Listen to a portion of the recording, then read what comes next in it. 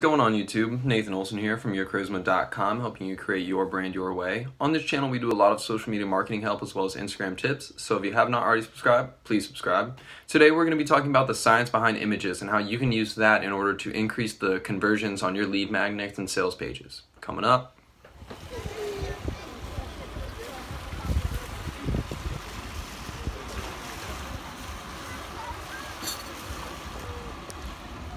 Hey, welcome back guys. So as we just jump right into it, the image behind, or the science behind image psychology is really just understanding the way images evoke an actual emotional response from the viewer or user. So when you visit a landing page or a sales page, you'll be able to quickly make millisecond decisions on whether you trust or distrust the site, inherently on some basic features. A lot of it's going to be based on just psychology of wordplay, the title, the paragraph, but a lot of the factoring comes in with the images that you use to bring and succinct your message, brand, and feeling all together in one. Because what are images for? They're really the eyes into your brand. You use images to convey feelings and emotions that you wouldn't be able to normally convince in words. Or you would be able to do so better in pictures or images or videos. So when you're using these types of images or videos, a lot of them showcase humans and individuals showcasing facial expressions or body language that can really help increase the conversions on your landing pages. And so we're just going to go over a couple quick tips that you can use on your landing pages when you're using human style images in order to increase the landing conversions on your page. So when we talk about human images, what are we referring to? We're referring to people representing your brand, maybe doing some sort of task. There's a lot of ads out there with like computers or Intel, like Geek Squad, and it shows two individuals helping each other. Maybe a happy, charismatic employee is helping a disgruntled customer, and that type of understanding, that type of psychology that you understand from that, you're saying, hey, this isn't just one person helping another. This is a business with charismatic employees that are dedicated to helping disgruntled employees, and they have valuable information that they can use in order to provide value to the customer base. So it kind of reinforces how, let's just go with the example of Geek Squad, how they're there for you when you have computer or technical issues. And they use a lot of that type of imagery and scenery inside their website, inside of their ads. They always have happy, smiling employees that are looking to help you.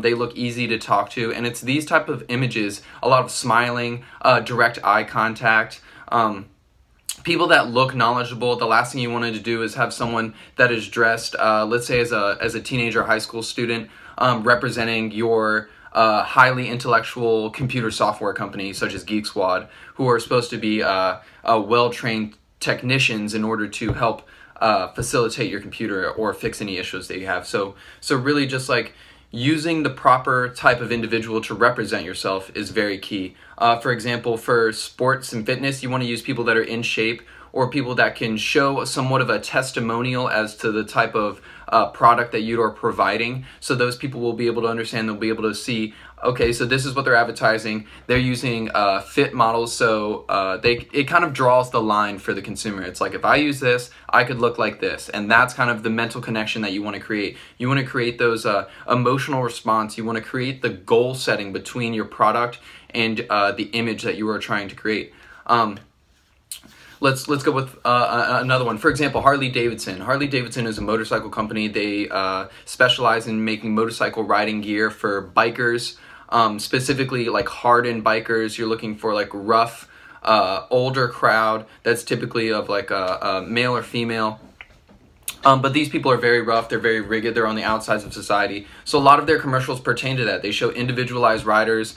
Maybe it'd be a man doing some blue-collar work in a garage. So it really touches upon, let's see, middle-class Americans, blue-collar workers, bikers, hardcore outsiders, and it's that type of imagery, that type of understanding, that type of mental like schema that you are trying to create for your consumers so that they don't go off and create outlandish ideas. The last thing you want to do is have a brand that ill represents your, or have an image that ill represents your brand, and then consumers are making weird connections. They're saying like this, let's just say if Harley Davidson used like, let's just say it used like a tricycle, like a pink tricycle. It wouldn't make any sense. It wouldn't go for any of their type of behavior or brand imaging that they're going, having a pink tricycle like motorcycle, a three-wheel bike, having that on their branding would destroy their type of marketing scheme. No one would want to buy it, and it would just kind of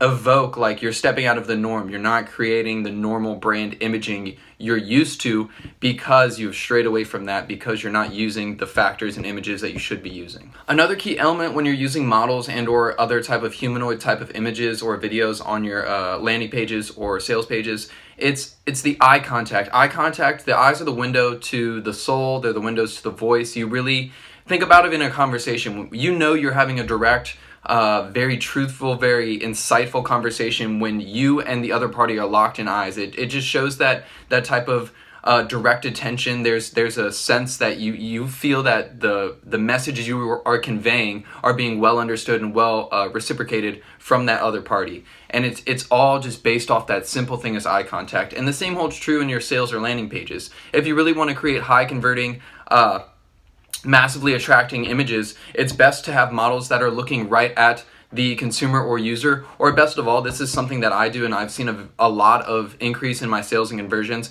I have the model actually look to the CTA, and it's this type of just slight nuance in body language that actually drives more conversions, because there's actually been scientific studies based off the psychology of random, I don't know what you would call it. It'd be like random staring. Essentially, they got a bunch of individuals that were actors to stare at a building. There was nothing in the building. No type of intervention was needed. And the masses of the people actually started to gather, and it started to increase. The group got bigger and bigger of people just staring off into the distance, simply just looking at something. They didn't know what they were looking at, but they didn't want to miss it. And the same type of psychology holds true when you do that with lead pages. If you have models looking at your CTA, it will be natural for the human user to just follow the eyesight and look right at your CTA. And that will drastically increase your conversions. You're getting more eyes on your CTA, and that's more opt-ins, more product sales. You know, that's everything you want. And this is just going to be one last thing to wrap up this video. For those that don't have, I guess, the availability of finding stock images, or don't want to use stock images, or can't find models, or don't want to use models, whoever you may be, whoever it may pertain to, for those people that actually want to represent their brand or company with their actual face, in the same fashion that Gary Vaynerchuk or Russell Brunson or a lot of high-level social media marketers and entrepreneurs actually do. Don't be afraid to step into the camera. Showing your face and showing your personality is something that can truly connect with the users that you are trying to attain, the community that you're trying to build. It's best to show them your personality, your behaviors, and your intentions, because when you create those significant emotional ties between, let's just say, leader and user, even though we never physically come into contact with each other, there's a sense of trust, there's a sense of understanding, there's a sense of normality. It almost feels like you know me even though we've never physically met in person. You've seen the way I act on camera, you've seen the way I present myself, you've seen the content that I, as a, let's just say, random user or random brand owner would provide. It's that type of repetitive exposure to myself, to me as the brand owner, to user, that actually builds those type of connections, that builds that normality, that builds that just very, very innate sense of friendship. Even though it feels like we never meet, I know a lot of us have the same feeling when we see Gary Vaynerchuk or Russell Brunson. If we were ever to see those individuals in real life, we'd be like, we'd be ecstatic. We'd feel like we haven't saw a friend in such a long time. We would be overjoyed, because there's just a sense of friendliness. There's a sense of understanding. There's a communal bond between us that's been created because of the exposure that I've had on camera, the amount of times that I've stepped into the camera to provide content for my community. So if you really just don't want to use brand images, or you don't want to use stock photos or models, don't be afraid to step into the camera, show your voice, show your personality, and still use the same factors when creating images like that. So if I was going to be on a landing page, I would make sure to position myself so I'd be looking at the CTA, so I'd be making direct eye contact, so I would have friendly facial expressions and body language in order to evoke an emotional response in the user. I want to convey an emotion that my brand is trying to solve. For example, for fitness, it's always going to be fun, ecstatic, energetic. For something, say, let's just say you're selling a depressant pill, you're selling a type of medication for depressant. in any of those commercials for pharmaceuticals and stuff, you're going to see people in pain, you're going to see people sad, you're going to see people tired, you're going to see people that are disgruntled.